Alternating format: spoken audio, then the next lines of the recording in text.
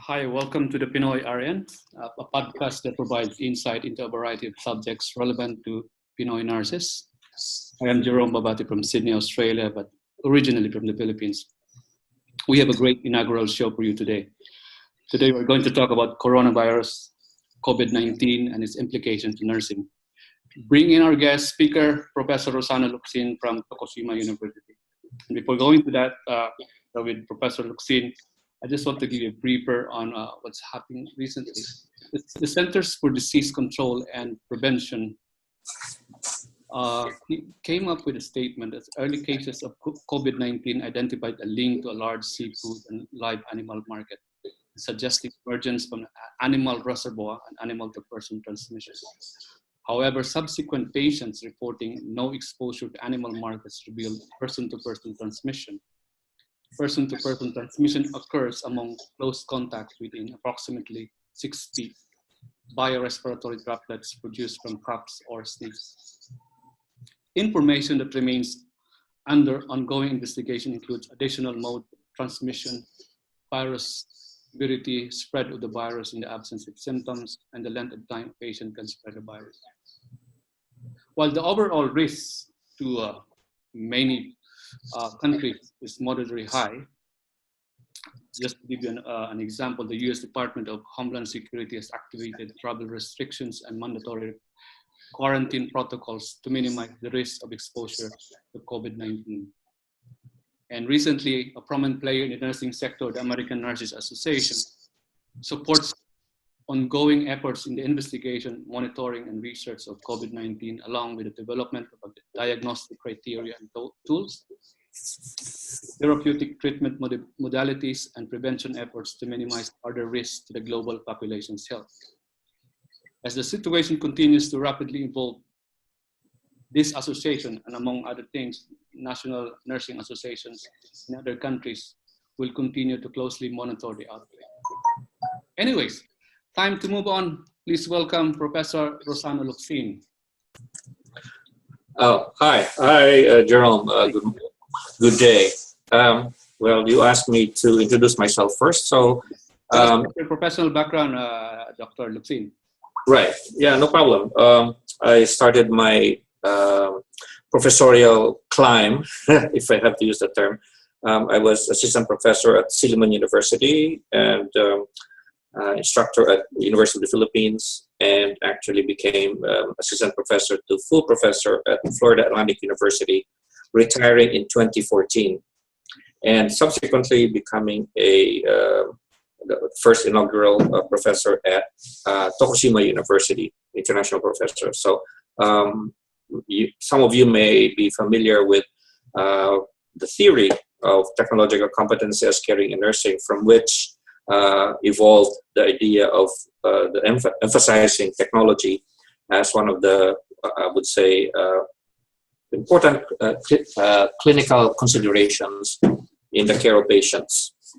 So my exposure to things like the COVID-19 has all been about reading it in newspapers, watching television, and articles that were published in some in Facebook, but had good references like the LA Times. The Ebola crisis in 2000. This was actually a kind of a historical representation, I would say. Why? Because of the idea of dissemination of information, lack of equipment, and the experiences of people caring for persons who were exposed to patients with Ebola. I have yet to see at this stage of the COVID-19 any study that points to the idea of waiting to know. That was the phenomenon that I studied, waiting to know. There were so many individuals who were on quarantine, so many individuals who were kind of segregated. Now, I will not be very, I will not expect much from China because of the controlled environment. So, I mean, the environment is they have their own, I would say, processes, right? But the idea of the Diamond Princess and patients who were quarantined, persons who were quarantined, not patients, and others, we need to know what is it like to be in situations such as this. The phenomenon that we should be studying would be waiting to know. Imagine waiting to know for 14 days what it is like. What is it like to be waiting? We don't know, right? And similarly, with the Ebola crisis, with the Ebola pandemic, that was how they called it at the time. It was an Ebola pandemic in Uganda. I studied that particular phenomenon, and it was very interesting to see how it is and what it is, and the experiences of persons who cared for persons who died of Ebola. Now, here we are. I think we're 3 or 4 months after the initial exposure of patients to COVID-19, and I've yet to see or read something about healthcare workers who were exposed to patients, and patients themselves who are or were waiting to know whether or not they have COVID-19 infection. And as these go on, the LA Times, for example, mentioned the number of deaths of healthcare workers, principally from China. And the culprit, of course, was that they were not prepared, and because they were healthcare workers, they were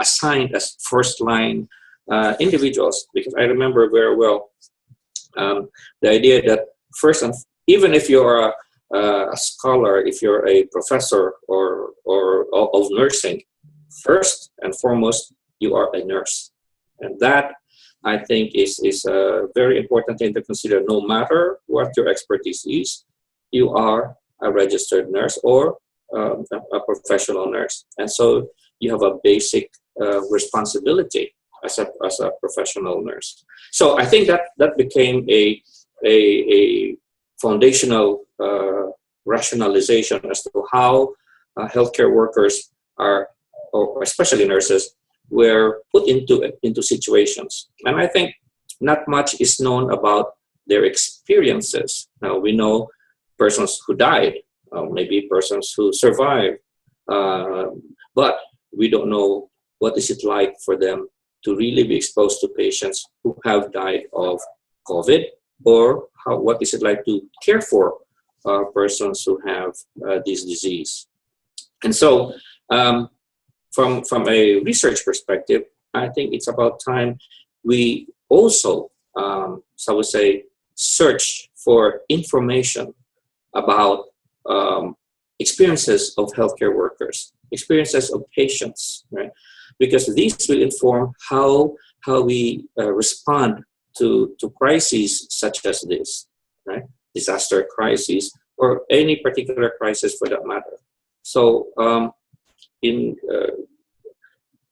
the study that I did on Ebola, and that was in 2000, I actually looked for it today, and an article that I think the first article was published in the Journal of Advanced Nursing, and this was in 2002, Journal of Advanced Nursing, 2002.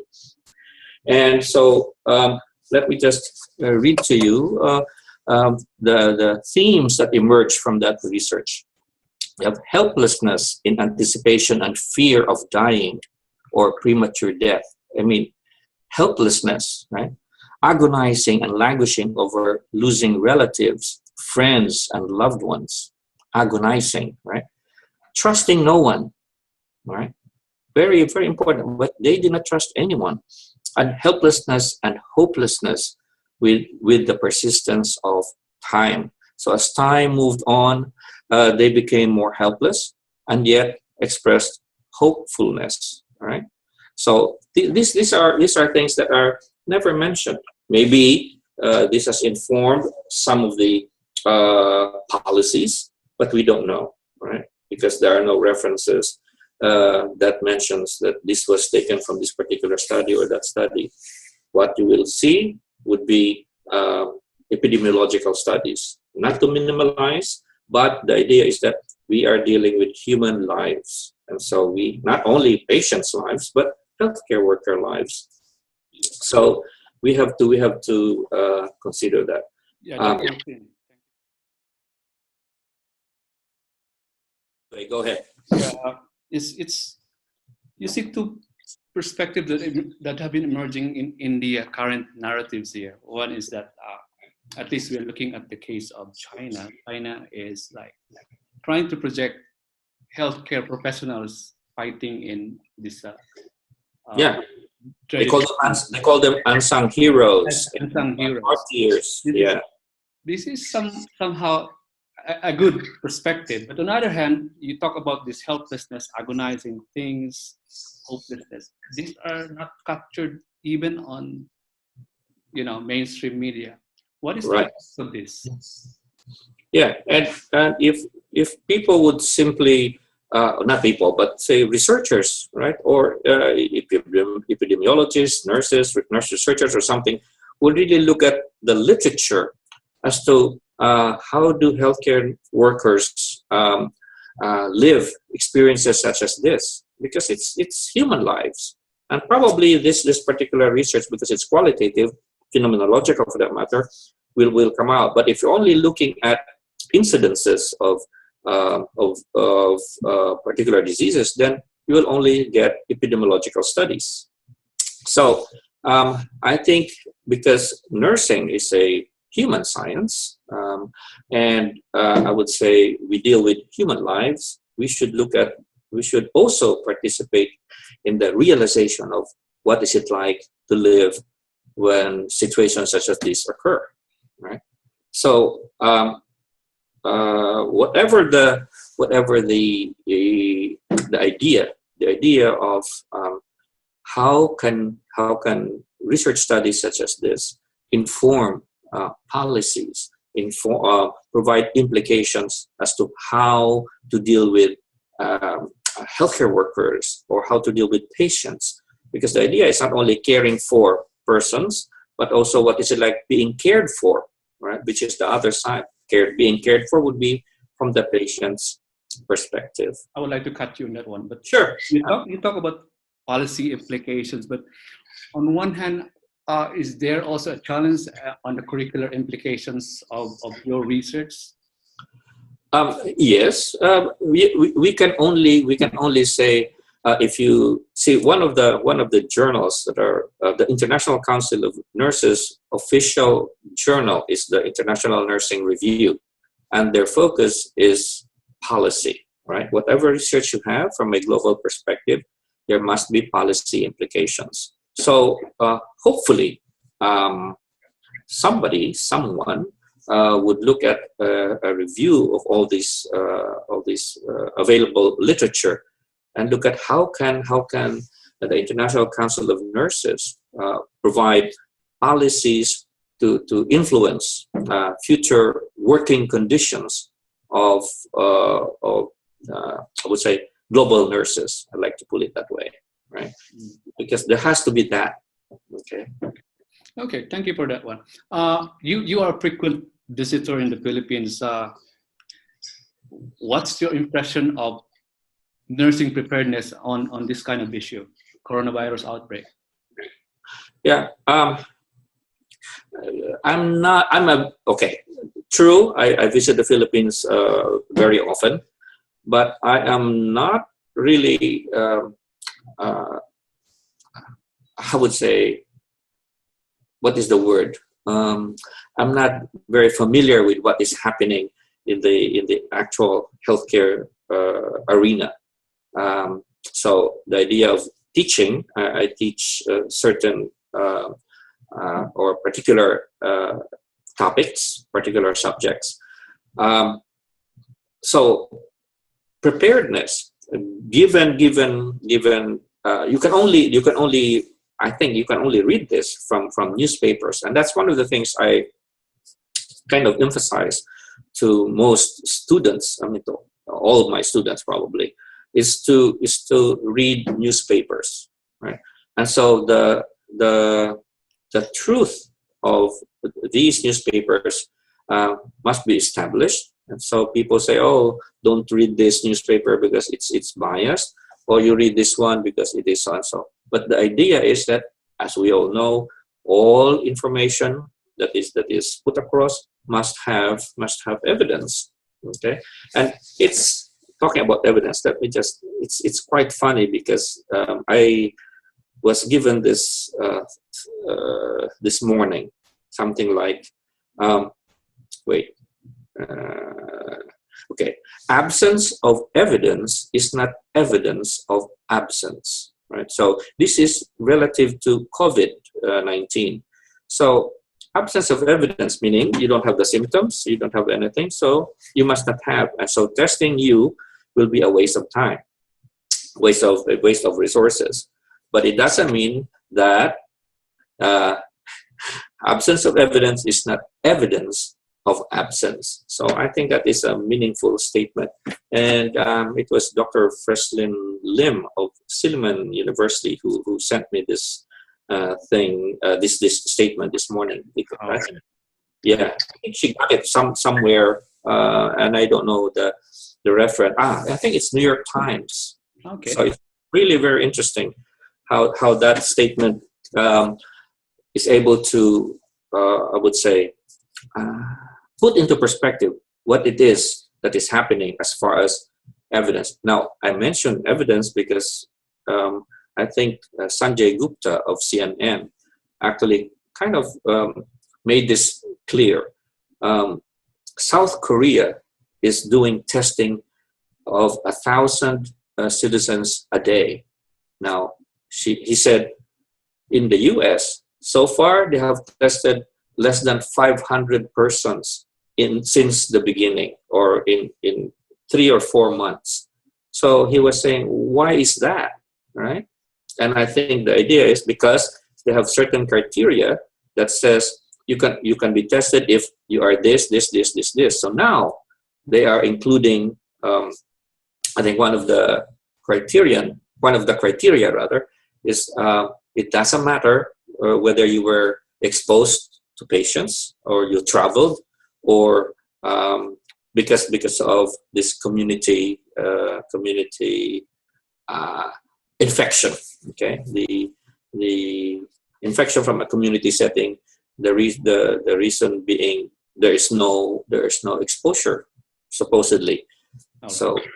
So now they're starting to do that, but I don't know. So now we have deaths in the U.S. And one thing though about this COVID-19 is I was talking to some of my friends in the Philippines, and they were saying, it's quiet in the Philippines about this COVID-19. So they were saying, oh, it might be like SARS. It will die a natural death, these viruses. Because SARS, because they say the Philippines is tropical. So in other words, the virus cannot survive as much as it is surviving in Italy, in Europe, in Norway, and all those other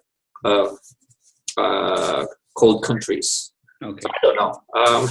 That's why this is very interesting to me, how the virus is spreading. Yeah. Mm-hmm. Yeah. How So it's going to play up, right? In the yeah. But yeah, moving forward. He also is a known researcher on robotics and anything about robotics. Tell us about what's the connection about robotics and the possible solution to this pandemic or epidemic things. It's thank you for mentioning that, because one of the things that I thought regarding this exposure of healthcare workers, human healthcare workers to this disease, was because of they were ill prepared to do so, and of course immune system problems, which we will not have if we have healthcare robots, right? And so I actually is starting to write something to that effect. And so if we're going to, I would just like to say the word employ, not rather than use. Okay, but it doesn't matter. It has a political implication. But suppose we use healthcare workers, right? I mean, healthcare robots. Healthcare robots, yeah. Right. If we use healthcare robots, then that's probably, especially for situations wherein we don't know much about the particular disease or disaster, then probably it will save more healthcare workers' lives. Okay. Now it doesn't free us because, as we all know, these robots are technologies, they're machines, and so they have moving parts, and so we have to be very careful as to disinfecting, sterilizing aspects about these healthcare robots, because that is one of the main problems that I think they had with the Da Vinci surgery. Okay, there were infections after that because of the moving parts. So anyway, but that's a different story. But the idea is, that could be possible. That could be possible because setting aside that issue, in Sydney, we're talking about replacing the fireworks with aerial drone show. So things like this could be possible instead of employing or using human health care or human nurses. We can have human health robots to do these things. yes, and that I thought I actually 2 days ago I woke up with that idea because of the issue of actually the main question I asked was how many healthcare workers have died since, right? And so I actually asked Dr. Dalanon, one of the PhD students here, who is Filipino from a dentist from Cebu. So he's good at looking at statistics. So he sent me this article of the LA Times, right? And I was kind of very concerned about how these healthcare workers were exposed. Now, healthcare workers, physicians and nurses, right, and other healthcare workers for that matter, exposed to this particular situation, but were ill prepared to do so because they didn't know much. So I thought, what if we use healthcare robots, right? So the first problem was containment, right? So now we found out that it is not possible. It was not possible to contain. So now they're looking at mitigation. Okay, they meaning the WHO and all those other CDCs and things like that. So mitigation, decrease the spread. So it made me think, why not, or what this could have been, not using the word averted, but made facilitated perhaps by using healthcare robots. Now, how functional are our robots today? Not as much, right? Now, I also read that one of the critical information is that one healthcare robot actually costs about $1 million. That's how expensive it is. And do we have that? Do we have that these resources?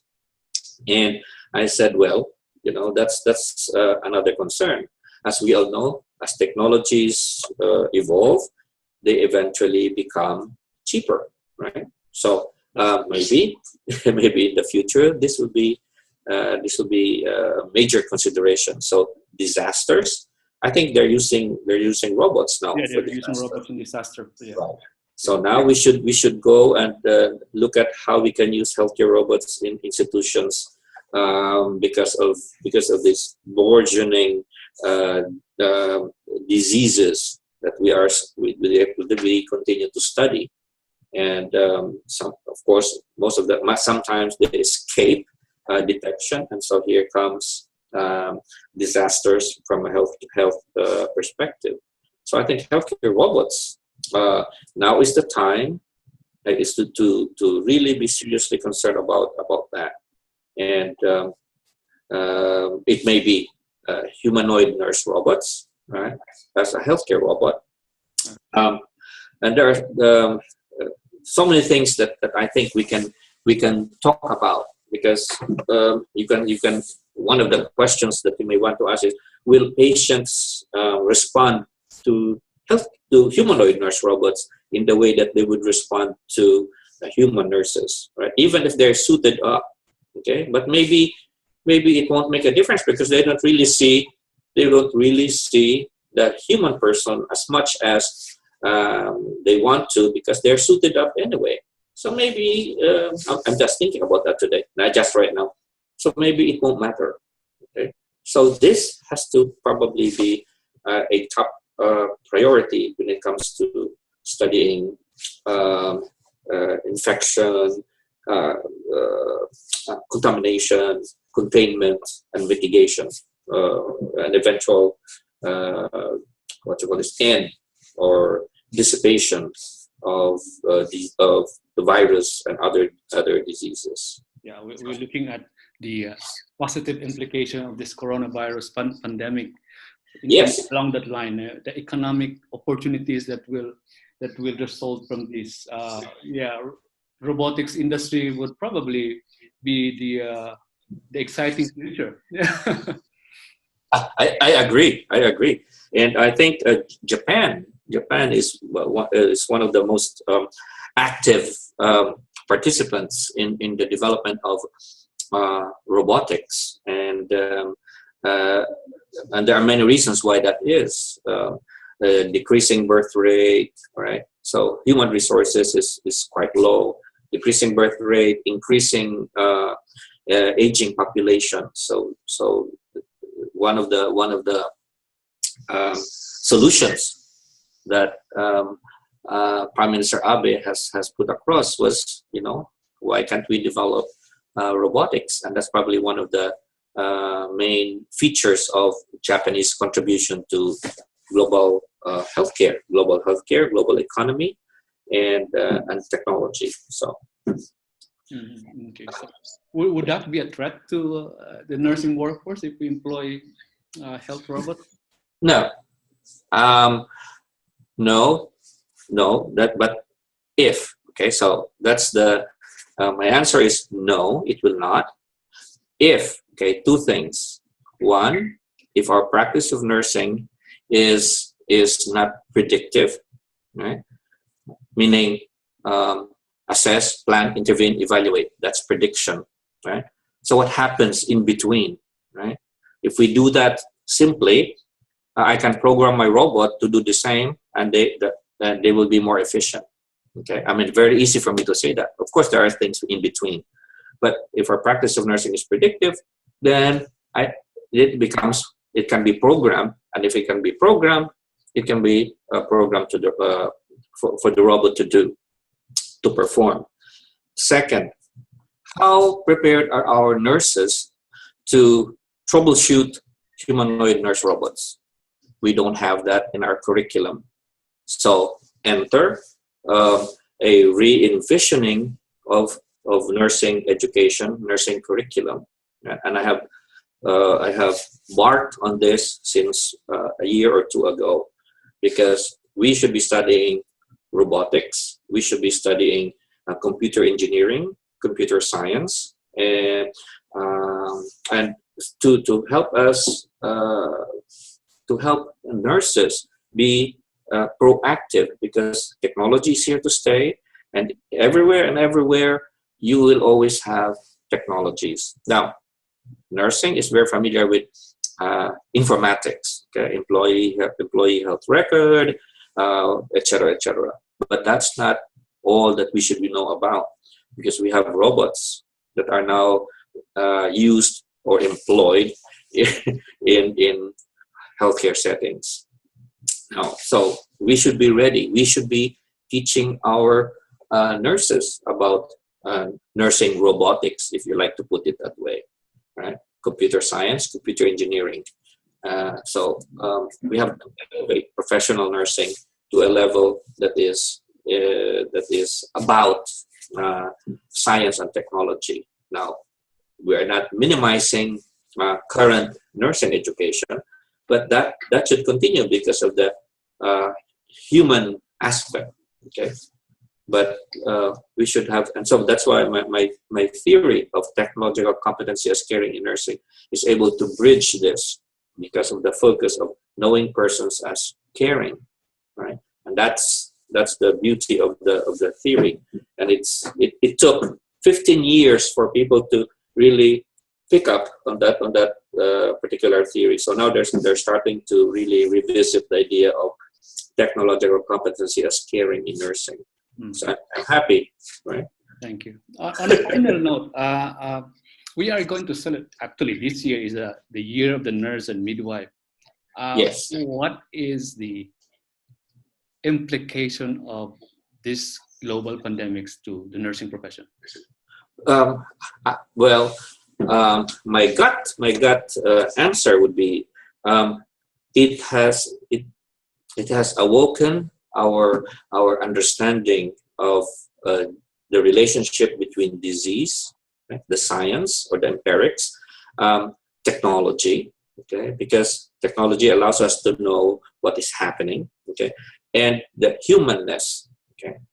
These three things have to be approached in similar manner, right, and they should occur, I would say, simultaneously. Humanness, right, in the care of persons who may be infected and have technologies in their plan of care. So, for example, imagine a patient on in intensive care unit of all these gadgets and instruments keeping them alive. What is it like to be in intensive care unit, right? Looking at the ceiling that is white, hearing all these alarms. I know there's a phenomenon called alarm fatigue, right? But and also compassion fatigue. There's such a phenomenon. But the idea is we have to be adept at understanding where, what, why, and who, and how. You know, we are going to survive and live as I would say vital healthcare practitioners. Otherwise, we'll be replaced. Okay. Okay. Well, that's all for today's episode of Pinoy RN. Thanks for listening, and thank you, Professor Locsin, for joining me today. Join us again next time for intriguing discussion on